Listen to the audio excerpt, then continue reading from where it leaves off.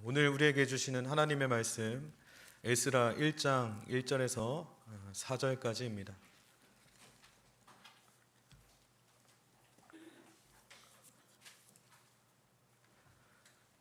구약성경 711쪽에 있습니다. 에스라 1장 1절에서 4절까지입니다.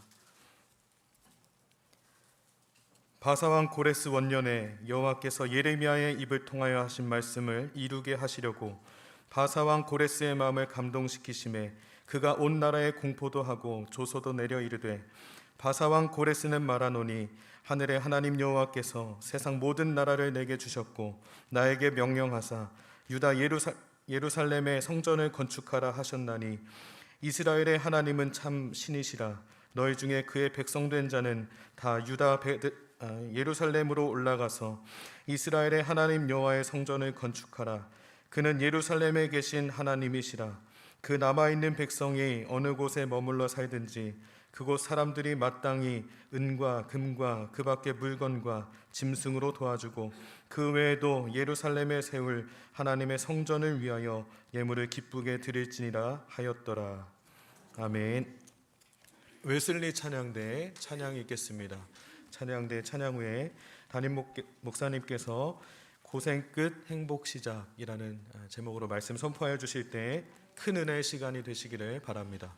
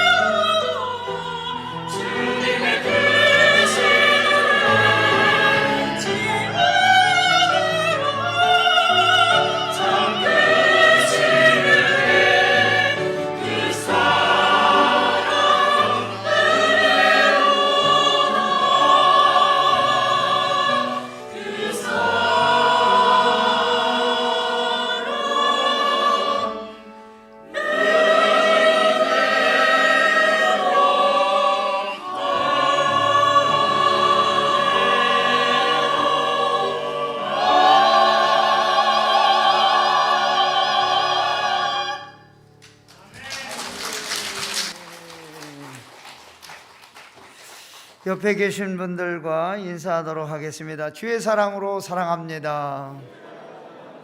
평안이 넘치시기를 바랍니다.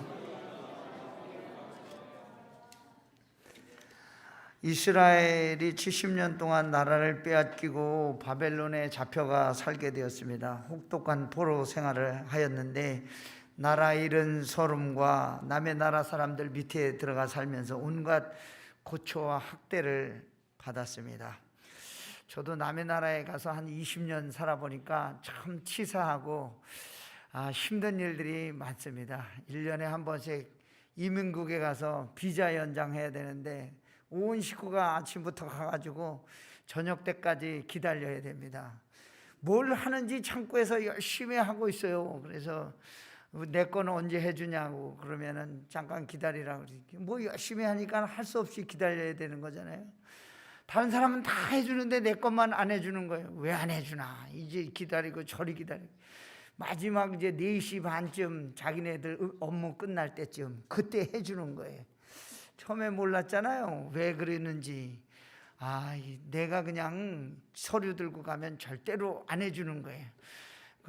이 비자 해주시는 분한테 사무실에 가서 맡기고 브로커한테 이렇게 하면 금방 해주는데 이게 내가 혼자 이게 들고 갔더니 그게 안 되는 걸 처음엔 몰라가지고 그러니까 결국은 수업료 많이 내고 고생도 많이 했습니다.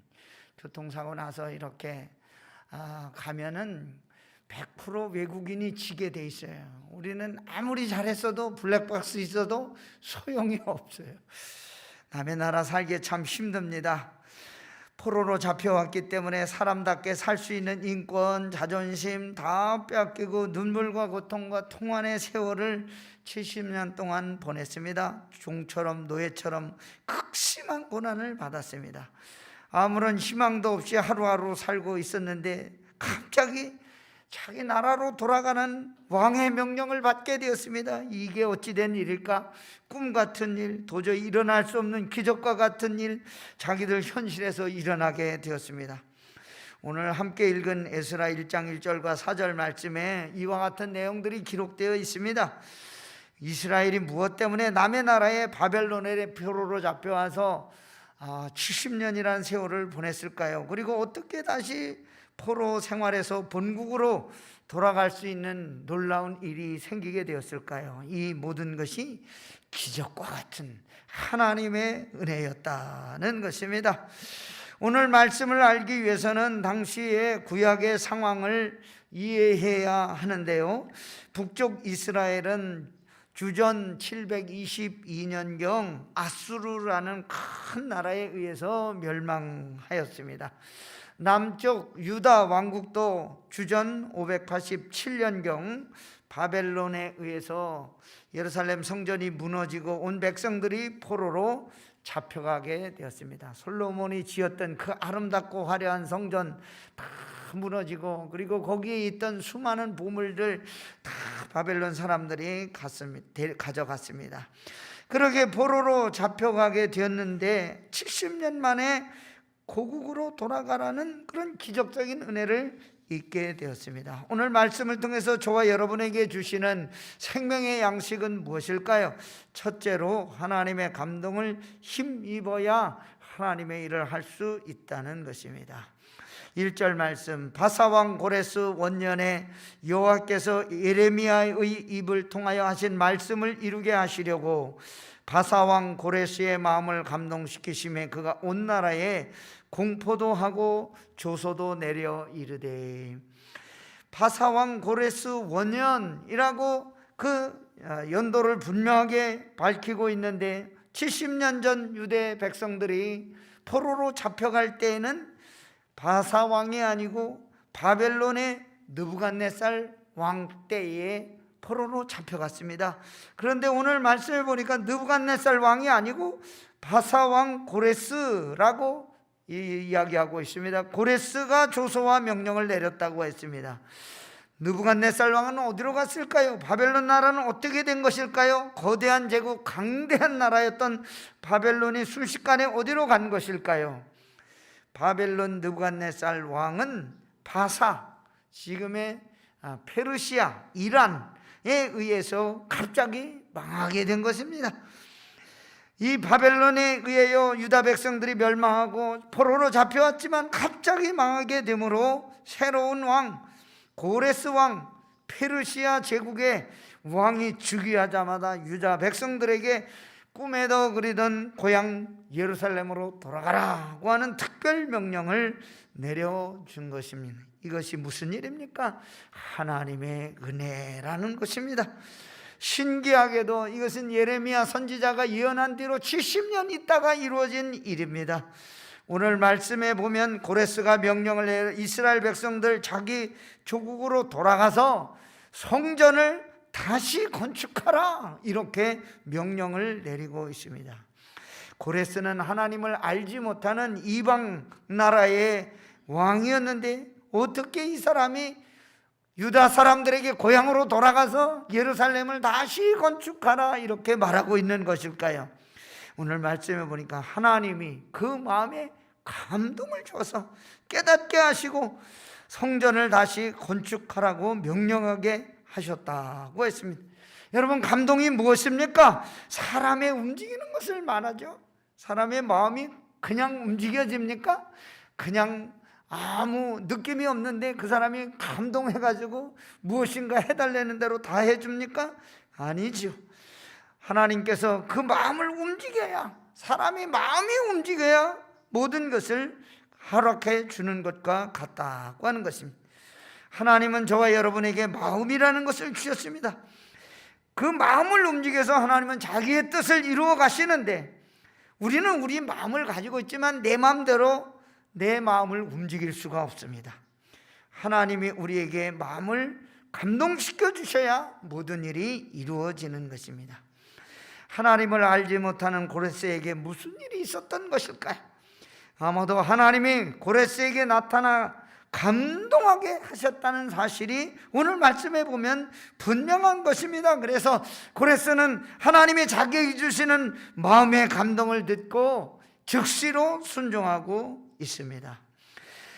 하나님은 성도들에게도 말씀을 통해서 깨닫게 하시고 때로는 우리 마음속에 선한 생각, 좋은 일을 할 수 있는 그런 마음을 넣어주심으로 저와 여러분을 감동시켜 이 시대에도 하나님이 필요한 일을 하게 하시는 줄 믿습니다. 우리가 그 하나님의 감동에 순종할 때 그 길로 따라가면 하나님의 인도하심이라고 하는 놀라운 복된 삶을 살게 되는 것입니다. 하나님이 우리에게 만약 이 시간 감동을 주신다고 하면 우리는 어떻게 해야 되는 것입니까? 순종하고 그 길로 따라가는 성도들이 되어야 할 줄로 믿습니다. 만약 우리가 감동을 받았는데 미루거나 기다리면 어떻게 될까요? 그 감동이 식어지게 됩니다. 감동을 받은 사람은 마음이 뜨거워서 어떻게 하지만 않으면 안 될 것 같은 불타는 마음이 생기지만, 감동이 식어진 사람, 감동을 미루는 사람은 하나님의 쓰임을 받지 못하는 사람이 되는 것입니다. 하나님은 고레스 왕의 마음만 감동시킨 것이 아니라 포로되어 바벨론에 끌려가서 70년 동안 살고 있던 이스라엘 백성들에게도 그 마음을 감동시켜 주셨습니다. 고국으로 돌아가라, 고레스의 명령을 들은 그 바사에 살던 이스라엘 백성들은 그 소리를 듣자마자 보따리를 싸들고 야, 집으로 가자, 그렇게 금방 마음이 움직였을까요? 아닙니다. 70년 동안 거기 살다 보니까 이제 거기에 정착해서 자기 터전도 생기고 일터도 있고 자식들도 이제 거기서 자유롭게 말하고 거기에 정착했기 때문에 다시 돌아오는 것은 쉬운 일이 아니었습니다. 우리가 잘 알고 있듯이 다니엘은 어떤 사람이었습니까? 다니엘도 마찬가지로 이스라엘에서 포로로 잡혀간 사람이었는데 얼마나 명석하고 똑똑했는지 바벨론의 총리가 되는 그런 사람이 되었습니다. 기반을 잡고 정착해서 안정적인 삶을 살고 있는 성공한 사람들도 있었기 때문에 그 다 버리고 폐허가 된 예루살렘으로 돌아가는 일, 쉬운 일이 아니었다고 하는 것입니다. 그러나 하나님께서 주시는 감동에 순종해서 고향으로 돌아가기로 결심한 사람은 1차에 5만 명쯤 되었다고 하였습니다. 저와 여러분이 오늘 하나님께서 우리에게 주시는 성령의 감동은 무엇일까요? 마태복음 28장 19절, 너희는 가서 모든 족속으로 제자를 삼아 아버지와 아들과 성령의 이름으로 세례를 주고 내가 너희에게 분부한 모든 것을 가르쳐 지키게 하라. 제자 삼으라는 주님의 명령을 저와 여러분이 받았습니다. 12 제자에게만 하신 것이 아니고 주님을 믿는 모든 성도들 누구나 다 제자 삼는 주님의 백성들이 되라고 하는 명령을 받았습니다. 그래서 이 명령을 자기의 명령으로 알고 감동을 받은 사람은 어떻게 되는 것입니까? 선교하는 일, 전도하는 일에 자기 생명을 아까운 것으로 여기지 않고 헌신하면서 나갈 수 있게 되는 것입니다. 자기 평생을 하나님의 일에 인생을 바치며 살아갈 수가 있게 되는 것입니다. 왜냐하면 성령의 감동을 받은 사람은 가만히 있을 수가 없기 때문입니다. 성령의 감동을 힘입은 사람은 자기 일생을 바쳐서 헌신하는 것을 기쁨으로 알고 하나님께 자기 일생을 바치기 때문입니다. 오늘 저와 여러분도 이 성령의 감동을 힘입어 주의 일에 죽도록 충성하는 저와 여러분 모두 되기를 간절히 부탁합니다. 두 번째로, 하나님의 약속은 신실하고 반드시 이루어진다는 사실을 가르쳐주고 있습니다. 하나님은 자기의 약속을 이루시기 위해서 유다 백성들을 예루살렘으로 돌아오도록 그렇게 하셨다고 하였습니다. 왜냐하면 우리 하나님은 말씀하신 것을 반드시 이루시는 신실하신 좋으신 하나님이시기 때문입니다. 예레미야 29장 10절, 여호와께서 이와 같이 말씀하시니라. 바벨론에서 70년이 차면 내가 너희를 돌보고 나의 선한 말을 너희에게 성취하여 너희를 이곳으로 돌아오게 하리라. 약속대로 지금 고향으로 돌아가는 기적과 같은 일이 일어나게 된 것입니다. 이 세상의 모든 역사는 하나님의 구원 계획에 따라 움직이고 있습니다. 우연히 그냥 되는 것 같지만 절대로 아니라는 것입니다. 하나님은 지금도 하나님의 백성들을 위해서, 하나님의 교회를 위해서 한 민족을 일으키기도 하고 망하게도 하시고, 한 개인을 부흥하게도 하시고 망하게도 하시고, 전능하신 능력의 하나님의 손으로 우리를 운행해 가고 계십니다. 우리의 민족과 나라와 개인의 흥망성쇠가 다 하나님의 손에 있다는 것을 우리는 믿고 하나님께 우리의 인생을 맡겨야 되는 줄로 믿습니다. 2절과 3절 말씀 보시기 바랍니다. 바사왕 고레스는 말하노니 하늘의 하나님 여호와께서 세상 모든 나라를 내게 주셨고 나에게 명령하사 유다 예루살렘의 성전을 건축하라 하셨나니 이스라엘의 하나님은 참신이시라. 너희 중에 그의 백성된 자는 다 유다 예루살렘으로 올라가서 이스라엘의 하나님 여호와의 성전을 건축하라. 그는 예루살렘에 계신 하나님이시라. 고레스 왕, 하나님을 알지 못하는 이 이방의 왕이 예루살렘을 건축하도록 조서를 내리고 명령을 내리는데 어떻게 된 일일까요? 하나님께서 이 이방의 나라 왕을 등장시켜 하나님의 구원의 역사를 이루시는 일은 어떻게 생겨나게 된 것일까요? 오늘 말씀에 보면 하나님께서 유다 백성들에게 성전을 건축하라, 예루살렘에 올라가라 이렇게 말씀하고 있는데, 이스라엘 백성들이 하나님을 버리고 우상을 섬기게 되니까 하나님이 그들을 심판하셔서 남의 나라의 포로로 잡혀가게 하였습니다. 그런데 잡혀가게 하신 것은 나쁜 일이긴 하지만 하나님은 그들에게 등을 돌리고 버리고 멀리 가시려는 것이 아니라 죄에서 돌이켜 다시금 하나님을 섬기게 하려는 목적으로 다른 나라에 70년 동안 가두어 두셨던 것입니다. 하나님을 떠난 이스라엘 백성들이 우상을 섬긴 때에는 하나님은 성전에서 더 이상 만나주지를 않았습니다. 아름답고 화려하게 지은 그 성전 자체를 아예 파괴시켜 버렸습니다. 다른 나라로 옮겼습니다. 하나님의 자비와 은혜를 성전에서 기대할 수 없게 만들었습니다. 그런데 이제 그 불행이 다 끝났다는 것입니다. 고생 끝, 행복 시작. 고향으로 돌아가. 예루살렘에 돌아와서 무엇을 하시겠다는 것입니까? 이스라엘을 성전에서 다시 만나주시고 회복시켜 주시고 이스라엘과 함께 하시겠다, 이렇게 약속하고 있는 것입니다. 얼마나 놀라운 은혜입니까?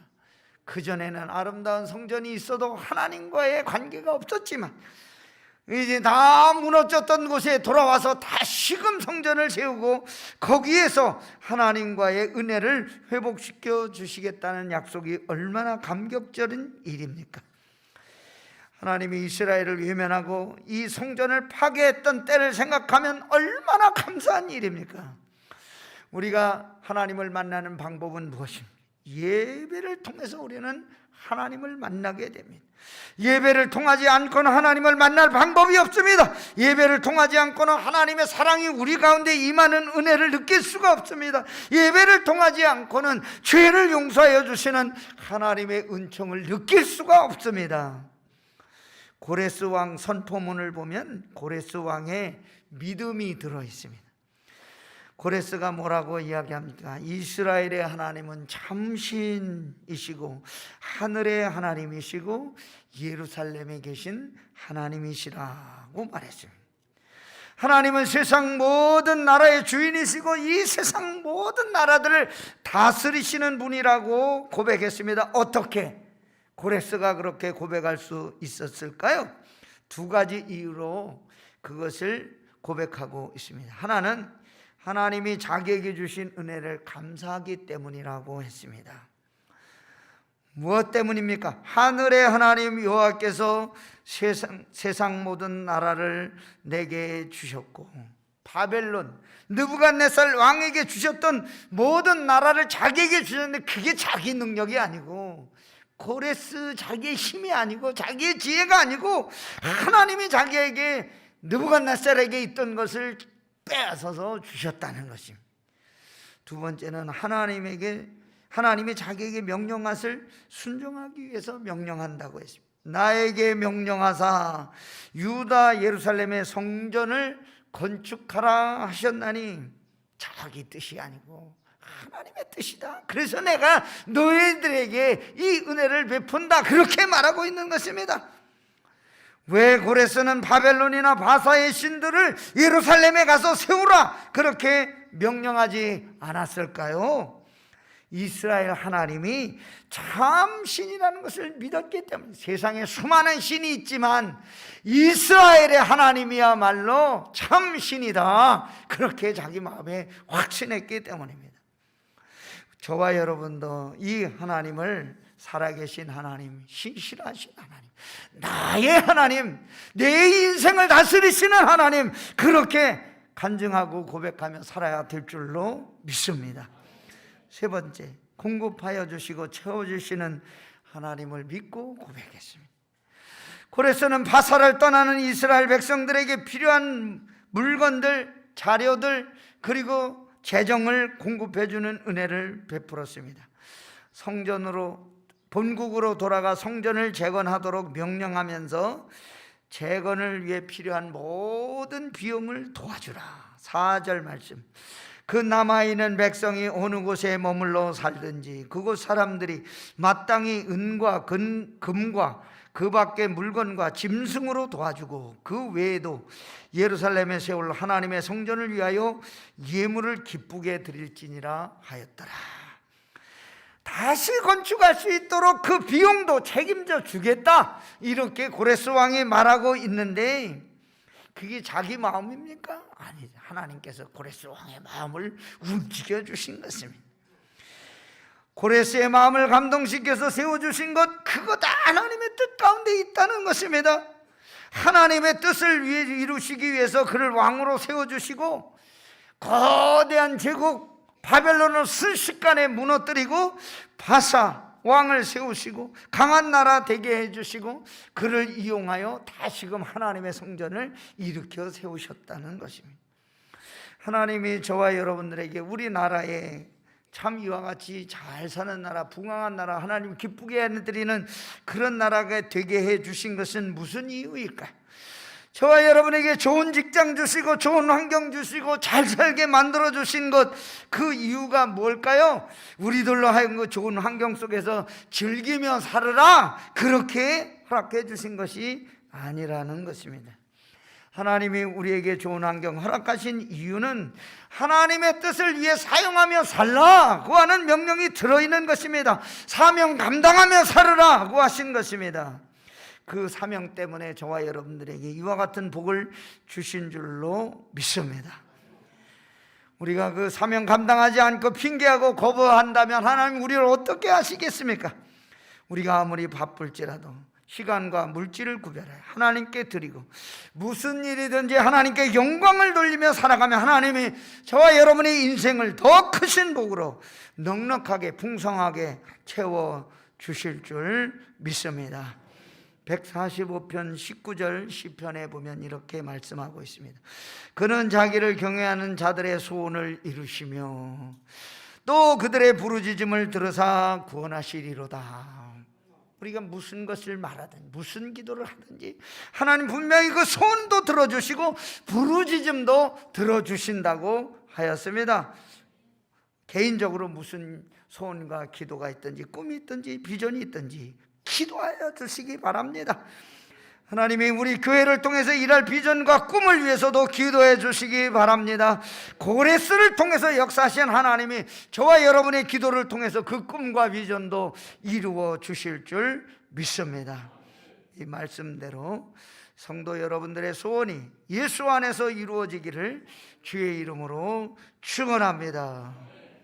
오늘 우리 말씀을 생각하면서 찬송가 610장 고생과 수고가 다 지난 후 찬송으로 하나님께 영광을 올려드리겠습니다.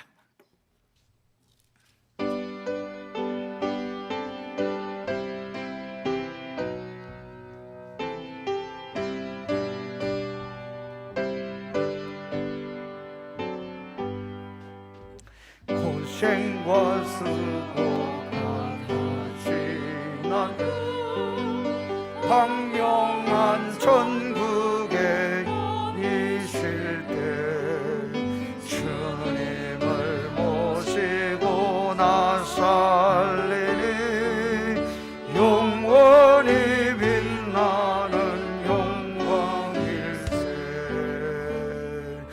영광일세 영광일세 내가 누릴 영광일세 뱃내로 주 얼굴 배고나니 지극한 내 영광일세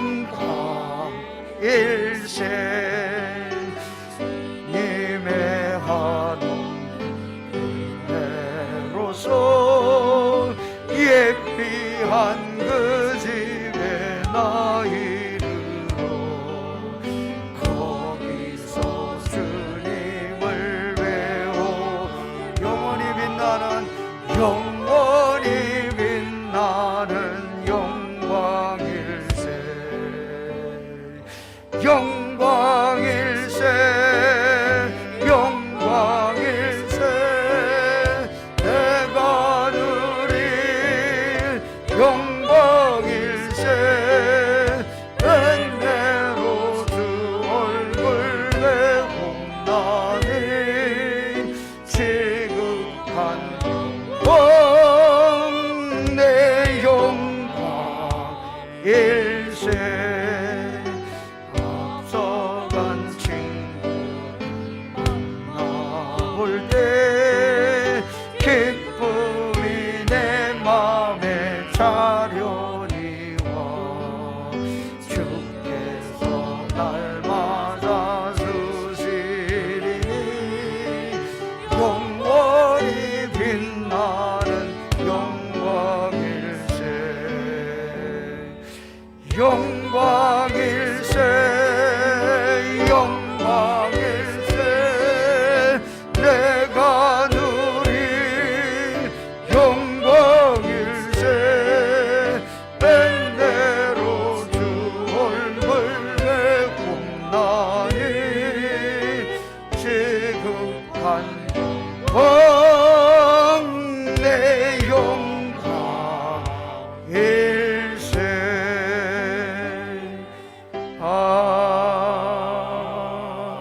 아멘. 하나님 아버지, 고생과 수고가 다 지난 후 고생이 끝나고 행복이 시작되는 아름다운 인생이 우리들 눈앞에 펼쳐지게 하여 주옵소서. 주님 바라보고 나아갈 때 저희들이 어렵고 힘든 일 많이 있으나 하나님께 다 맡기고 믿음으로 승리하는 성도들 가정 되게 하여 주옵소서. 예수님의 이름으로 축복하며 기도하옵나이다. 아멘.